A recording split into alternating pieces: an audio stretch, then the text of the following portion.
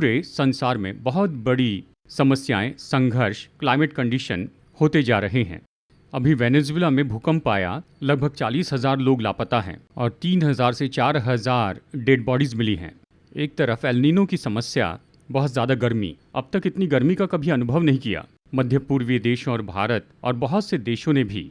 इतना ही नहीं, global warming, France हो या फिर यूके हो, 5,000 लोग, लगभग 10,000 लोग वहां मर गए हैं। फिर एक तरफ एक ऑयल रिफाइनरी पर हमला किया गया, सऊदी अरेबिया पर हमला हुआ, कुवैत पर हमला हुआ। पूरे संसार में ऐसे बहुत सी विपत्तियां और बहुत सी मुश्किलें आती जा रही हैं। इन सब के बीच में बहुत ही महत्वपूर्ण ऐसी बात पर हम यहाँ पर वचन के द्वारा देखने वाले हैं।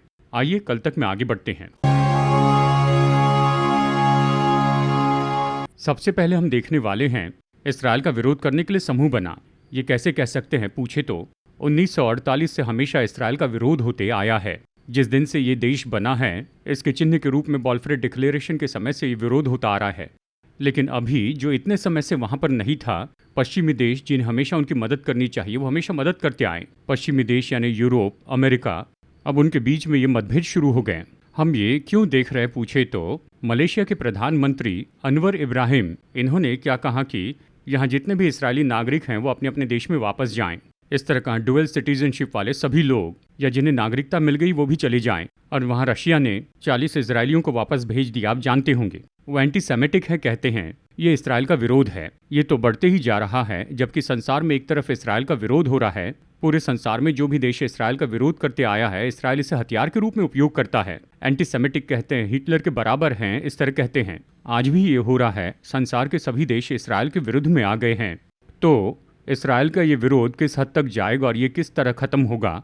वचन के अनुसार देखें तो इस्राएल में महाक्लेश काल आएगा, यानी पवित्र कलीसिया उठाए जाने के बाद अगले 7 साल, वचन कहता है, क्लेश काल होगा। पहले 3.5 साल क्लेश काल, अगले 3.5 साल महाक्लेश काल। पहले 3.5 साल में भवन बनाएंगे, इसके आधार पर हम देखते हैं वो भवन बनाने के लिए तैयार हैं। अगले 3.5 साल महाक्लेश काल, एंटीक्राइस्ट का शासन। इसमें भी देखें तो एंटीक्राइस्ट का शासन यूरोप से आएगा। यूरोप के बहुत से देश इस्राएल के शत्रु हो गए हैं।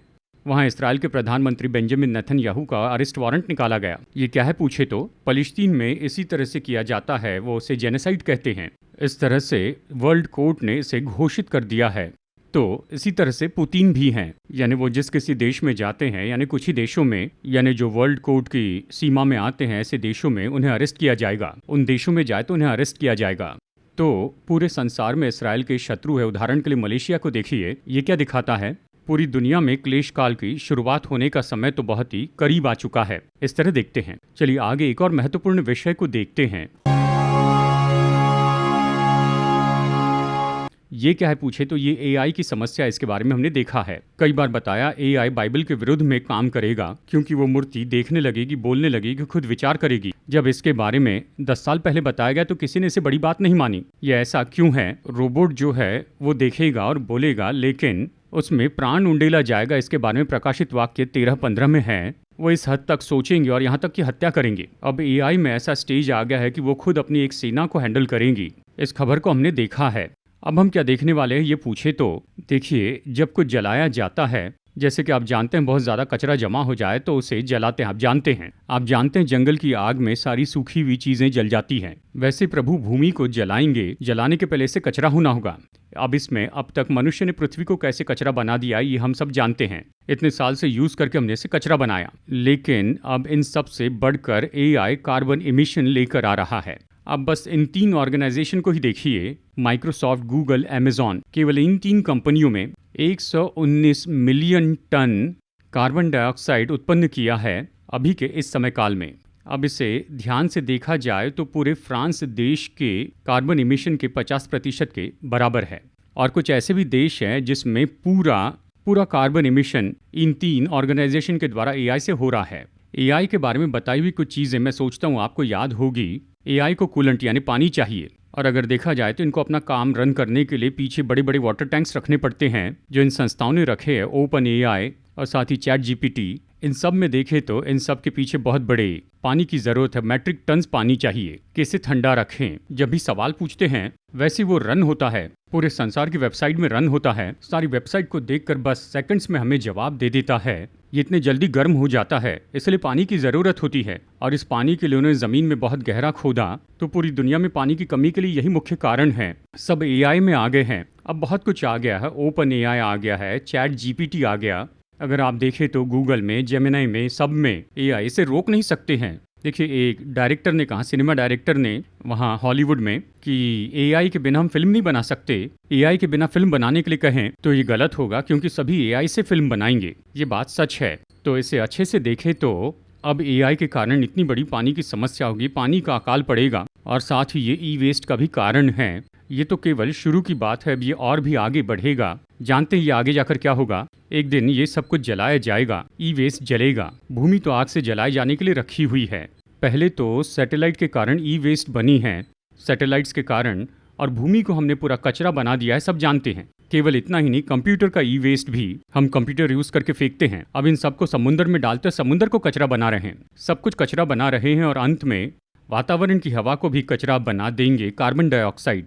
तो ये भूमि तो आग से नाश करने के लिए रखी गई है, ये वचन तो 100% पूरा होता है। चलिए अंत में एक बहुत ही महत्वपूर्ण विषय को देखते हैं। हार्वर्ड यूनिवर्सिटी में रिसर्च किया गया, 80 साल से रिसर्च किया गया। रिसर्च में कुछ बातें बताई। उन्होंने क्या बताया? वेरी सिंपल, बाइबल में एक बात बताई गई है, और वो बात क्या है? मनुष्य का अकेला रहना अच्छा नहीं। मनुष्यों को इतनी सारी समस्या है, इसके पीछे कारण क्या है? ये पूछे तो बस मनुष्य अकेला है, क्योंकि उसकी कोई मित्रता नहीं है, उसका कोई सहायक नहीं है, और इसके कारण इतना ज़्यादा ये डिप्रेशन, स्ट्रेस है। अब इसमें इस विषय को अच्छे से समझना है, हमें इन बातों को अच्छे से समझना होगा। हमारी सुविधा के लिए सब बनाया जाता है। कहिए कि हाथों से कपड़े धोए हैं तो हाथ थक जाते हैं, तो क्या करते हैं? एक वॉशिंग मशीन खरीदते हैं। इसके कारण हमारा दर्द चला जाता है। इस तरह से हम कहते हैं दर्द चला जाएगा, रिलैक्स्ड होंगे, हम आराम करेंगे। हम ऐसे ही सोचते हैं और उसे खरीद लेते हैं। लेकिन अब देखिए, इतनी ज़्यादा टेक्नोलॉजी और फैक्ट्री और इतने सब कुछ काम हो रहे हैं, ये सब मनुष्य के लिए हैं। ये सारे आविष्कार तो केवल मनुष्य के लिए हैं। तो ये सब कुछ जो बनाया जा रहा है, क्या इससे मनुष्य को शांति मिल रही? क्या मनुष्य को खुशी मिल रही है? नहीं, क्योंकि मनुष्य की खुशी तो दूसरे मनुष्य के साथ में ही है। 80 साल के रिसर्च के बाद उन्होंने ये कहा। परमेश्वर ने कितने सुंदर रीति से कहा कि मनुष्य का अकेला रहना अच्छा नहीं। इस एक वाक्य के लिए 80 साल का रिसर्च के बाद उन्होंने यही तो पाया। चाहे ये सेलफोन हो, टीवी हो, या जो भी टेक्नोलॉजी हो, उन्होंने पाया कि इनमें से कोई भी अच्छा सहायक नहीं है। ये दूसरा पार्ट है। इसे इस तरह से देखिए, हाल ही में चाइना में एक रोबोट बनाया गया, और इस रोबोट की तो बहुत ही ज़्यादा मांग हो रही है। क्या है पूछे तो ये रोबोट 17 लाख से 1 करोड़ 40 लाख तक का है। क्या है पूछे तो ये तो सहभागी है, जो तो उन्हें एक अच्छे सहायक के रूप में रोबोट दे रहे हैं। जो भी पूछे, जो भी करे, ह्यूमनाइड रोबोट का ये तो सबसे बड़ा और सबसे अच्छा आविष्कार है, ये कहते हैं। और ये तो दी बेस्ट है, इस तरह से कहते हैं, इस तरह से वो बताते हैं। जरा सोच के देखिए। अब देखिए, अंत में मनुष्य मशीन पर भरोसा रखता है, फोन देखता है, फिर टीवी देखता है, फिर से फोन देखता है, और एआई के साथ में बातें करता है। और अभी ये तो रोबोट है। अब ह्यूमनाइड रोबोट लाए गए, अभी उनके साथ में रहने लगे, इस तरह की परिस्थिति आ गई है। अब मैं फिर से कहता हूँ, मनुष्य का अकेला रहना अच्छा नहीं है। इसके बारे में हार्वर्ड यूनिवर्सिटी ने बताया है। अब हम यहाँ पर देखेंगे कि उत्तम सहायक कौन है जानते हैं? अब उन्होंने अच्छा सहायक बना और सब कुछ किया, और आखिरकार अंत में रोबोट दे दिया। अब वो ये कहते हैं, देखिए, सब में कुछ न कुछ तो बदलाव आते ही जाते हैं। अच्छा सहायक जो है वो तो 100% फिक्स नहीं हो सकता। कुछ मुश्किलें और अलग विचार तो होंगे, उनमें आपस में बहस होती है, इनका नज़रिया उनका नज़रिया अलग होता है, सब अलग विचार होते हैं।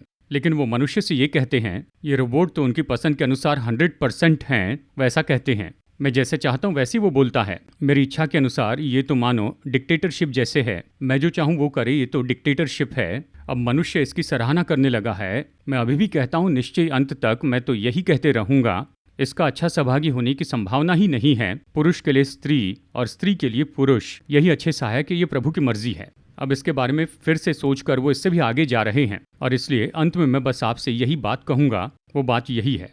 अंत में मैं यही कहूँगा, वचन में बताई हुई एक भी बात झूठ नहीं है, गलत नहीं है, इससे परे मनुष्य जा ही नहीं सकता है। ये वचन अनंत जीवन देता है, वचन ही अनंत जीवन है। इसे अच्छे से पढ़िए, इस पर मनन कीजिए। यीशु का आगमन तो बहुत ही निकट आ चुका है। उसके आगमन में देरी हुई तो फिर मुलाकात करेंगे। God bless you.